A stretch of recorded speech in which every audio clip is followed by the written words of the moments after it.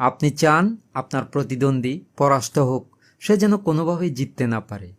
কিন্তু প্রতিদ্বন্দ্বীকে হারাতে গেলে প্রথমেই যে জিনিসটা দরকার সেটা হচ্ছে আপনার আসল প্রতিদ্বন্দ্বীকে সেটা জানতে হবে।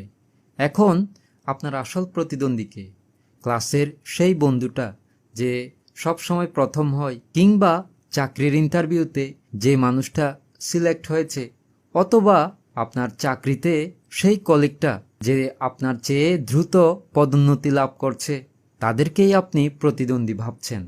আসলে বাইরের মানুষ নয়, আপনার আসল প্রতিদ্বন্দ্বী গতকালকের আপনি। কারণ বাইরের মানুষেরা আপনাকে নিয়ন্ত্রণ করতে পারে না।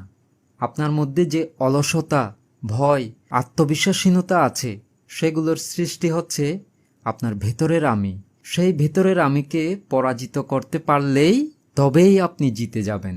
এখন প্রতিদিন নিজের সাথে লড়াইয়ে কিভাবে জিতে যাবেন? প্রথম, ভুল থেকে পালিয়ে নয়, শিখে এগিয়ে যেতে হয়।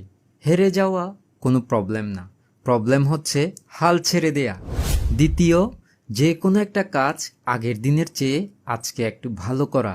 সেটা হতে পারে আজকে 5 মিনিট বেশি পড়লাম, কাজ করলাম, ধ্যান করলাম, ব্যায়াম করলাম, বা অন্য কোনো কিছু। তৃতীয়, নিজের অগ্রগতি প্রতিদিন ট্র্যাক করা। কোনো একটা খাতায় লিখে রাখুন, আজকে আমি কি করলাম, কতটুকু এগিয়ে গেলাম। চতুর্থ, অন্যের সাথে নয়, নিজের সাথে তুলনা করুন। সোশ্যাল মিডিয়ায় যাদেরকে দেখেন তারা বাস্তব না, বাস্তব হচ্ছে আপনি। আপনি গতকালকের আপনার চেয়ে কতটা এগিয়ে গিয়েছেন, সেটাই হচ্ছে আসল বাস্তবতা। পঞ্চম, প্রতিদিন নিজেকে চ্যালেঞ্জ দিন। নিজের মনের মধ্যে এমন একটা মাইন্ডসেট তৈরি করুন, গতকালকের আমিকে আজকের আমি অবশ্যই ছাড়িয়ে যাব। এভাবে প্রতিদিন যদি ভালোর দিকে নিজেকে নিজে হারাতে পারেন, তাহলে একসময় দেখবেন আপনি অনেক দূর এগিয়ে গিয়েছেন। তখন বাইরের কেউ আপনাকে হারালো কি হারালো না, তাতে আপনার কিচ্ছু এসে যাবে না। কারণ আপনি জানেন আপনি আগের চেয়ে অনেক অনেক ভালো অবস্থানে আছেন।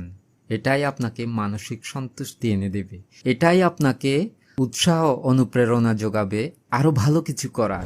ভবতু সব্যমঙ্গলং।